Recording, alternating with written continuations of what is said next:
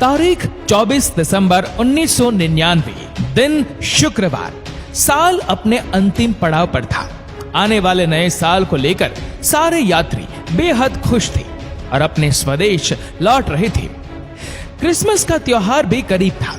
विमान 34,000 फीट की ऊंचाई पर थी और तकरीबन 30 मिनट बाद लैंड करने वाली थी। तभी प्लेन में कुछ लोग बंदूक और धारदार हथियार के साथ खड़े होते हैं और प्लेन को हाईजैक कर पायलट को प्लेन लाहौर ले जाने को बोलते हैं। जरा सोचिए उन यात्रियों पर क्या बीती होगी जो अब लैंडिंग के इंतजार में थे। तभी रूह तक दहला देने वाली घटना घट गई। पूरी कहानी जानकर आपके भी रोंगटे खड़े हो जाएंगे। तारीख 24 दिसंबर शाम करीब 4 बजे नेपाल की राजधानी काठमांडू के त्रिभुवन अंतरराष्ट्रीय एयरपोर्ट से इंडियन एयरलाइंस फ्लाइट संख्या IC814 ने काठमांडू से दिल्ली के लिए उड़ान भरी। विमान में 24 विदेशी यात्री समेत कुल 178 लोग और 11 क्रू मेंबर्स शामिल थे। मौका क्रिसमस का था। नया साल भी कुछ 7 दिन दूर था, इसलिए लोगों में खुशी का माहौल था। शाम के 5:30 बजे इस फ्लाइट ने भारत के क्षेत्र में प्रवेश किया। इससे पहले कि विमान दिल्ली के इंदिरा गांधी अंतर्राष्ट्रीय हवाई अड्डे पर उतरती, जहाज में 5 आतंकवादियों ने हवा में अपने बंदूकें लहरा दी और प्लेन को हाईजैक कर लिया।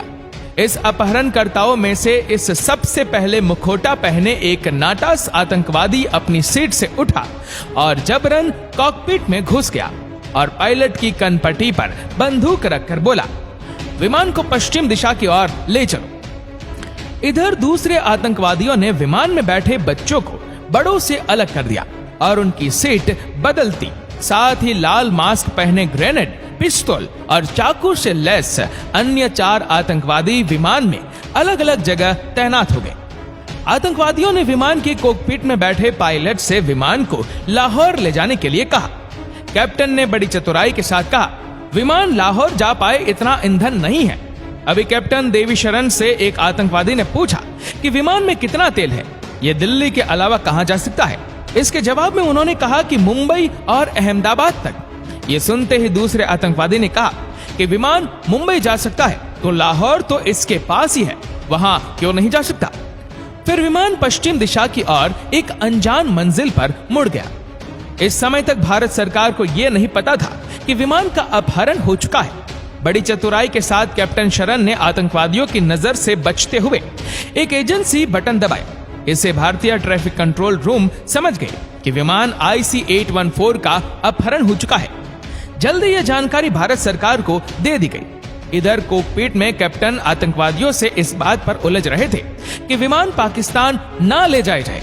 कैप्टन विमान को भारत से दूर पाकिस्तान नहीं ले जाना चाहते थे।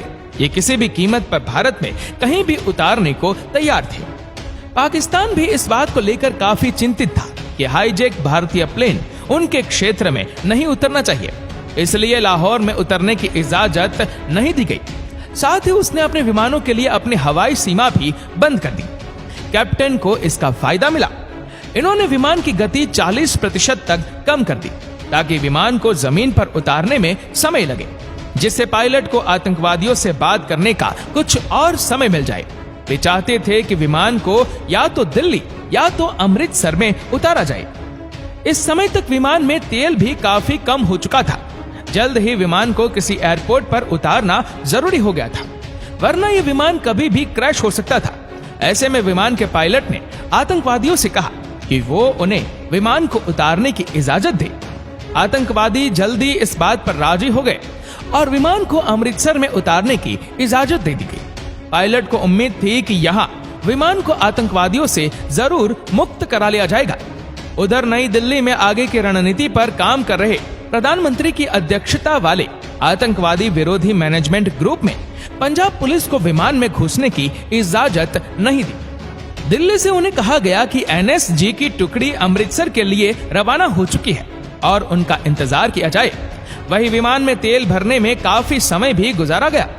उम्मीद थी जल्दी NSC की टुकड़ी मोर्चा संभालेगी। इधर देरी देखकर आतंकवादी भी अपना आपा खो रहे थे। आतंकवादियों को डर था कि भारत सुरक्षा बल विमान में घुसने की तैयारी कर रहे हैं। इन्होंने विमान में बिना तेल भरे विमान को उड़ाने के लिए कहा, लेकिन कैप्टन अपनी बात पर अड़े रहे कि विमान में तेल नहीं है। आतंकवादियों का गुस्सा बढ़ता जा रहा था। उन्होंने हवाई अड्डा प्रबंधन पर जल्द तेल भरने का दबाव बनाना शुरू कर दिया। इसके लिए उन्होंने एक यात्री रुपीन कात्याल को बुरी तरह से पीटा और पेट में चाकू घोंप दिया और रुपीन खून से लथपथ हालत में पड़े थे। विमान के इंजीनियर जगिया खौफनाक मंजर को देख कांप उठे। उन्होंने कैप्टन से कहा कि आतंकवादी लोगों को मार रहे हैं। आतंकवादियों ने कैप्टन से कहा अगर जहाज नहीं उड़ा तो वो सभी को मार देंगे। कैप्टन असमंजस में थे। उन्होंने एटीएस से कोई मदद नहीं मिल पा रही थी। उन्हें पता नहीं था कि विमान के बाहर क्या रणनीति चल रही है। भारत सरकार की रणनीति से अनजान पायलट को लोगों की जान बचाने के लिए कोई फैसला तो करना ही था।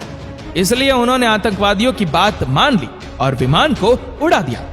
भारत सरकार के पास हस्तक्षेप करने के लिए समय मुनासिब था। भारत सरकार विमान को अमृतसर में ही रोककर यात्रियों की रिहाई पर बात कर सकती थी, लेकिन ऐसा नहीं हो सका। इससे पहले कि सरकार कोई कार्यवाही करती, 1 घंटे से भी कम समय में विमान लाहौर के लिए उड़ान भर लेती है। बहरहाल विमान के अमृतसर से उड़ते ही भारत सरकार के पास से अपने लोगों को बचाने का और आतंकवादियों को मार गिराने का बेहतरीन मौका हाथ से निकल गया। अब रात हो चुकी थी और विमान भारत की सीमा से पाकिस्तान की सीमा में प्रवेश कर चुका था।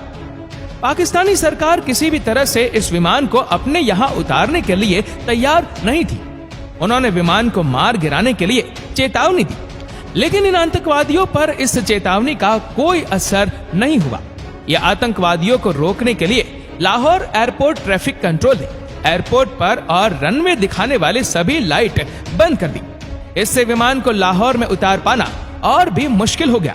इधर विमान में ईंधन लगभग खत्म हो चुका था। ऐसे में पायलट विमान को ज्यादा देर तक हवा में नहीं रख सकते थे, इसलिए उन्होंने जहाज की इमरजेंसी लाइट जला दी और उसे लाहौर एयरपोर्ट की ओर मोड़ दिया। उन्हें लगा जब लाहौर हवाई अड्डे का रनवे है, लेकिन जब जहाज काफी नीचे आ गया तो पता चला वो एक रोड है। ऐसे में जहाज को तत्काल ऊपर ले जाया गया।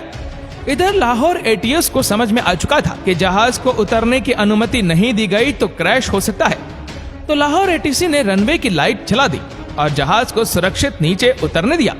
लेकिन लाहौर एयरपोर्ट के अधिकारी किसी भी तरह इस जहाज से अपना पीछा छुड़ाना चाहते थे। लाहौर से तेल भरने के बाद जहाज अपने अनजान सफर की ओर निकल पड़ा। आतंकवादी चाहते थे कि विमान को अफगानिस्तान के काबुल ले जाया जाए और रात में एक काबुल को विमान के उतरने की कोई व्यवस्था नहीं थी।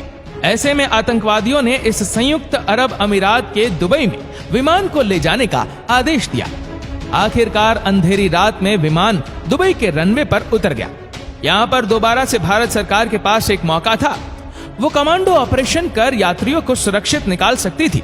इस बारे में भारत सरकार ने दुबई की सरकार से अथॉरिटी से संपर्क किया और उन्हें सैन्य ऑपरेशन के लिए राजी करने की कोशिश की।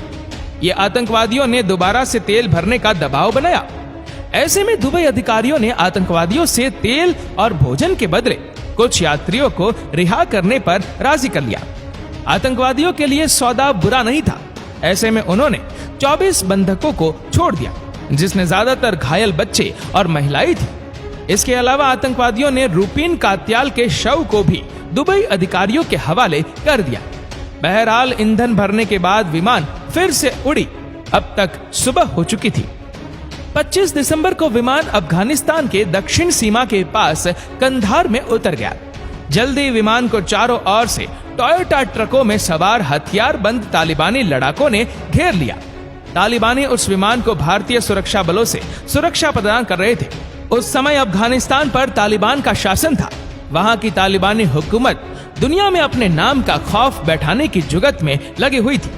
यहाँ ऐसे में भारत के सामने तालिबान ही वो महत्वपूर्ण संगठन था जिससे अब उससे कोई उम्मीद थी। तालिबान की मंजूरी के बिना भारत अफगानिस्तान में कोई भी सैन्य ऑपरेशन नहीं कर सकता था। इस बाबत की जल्दी ही तालिबानी नेताओं से संपर्क साधा गया, जिसके बाद ये बात निकलकर सामने आई कि अपहरणकर्ताओं ने तिहाड़ में बंद आतंकवादी मौलाना मसूद अजहर की रिहाई की मांग रखी।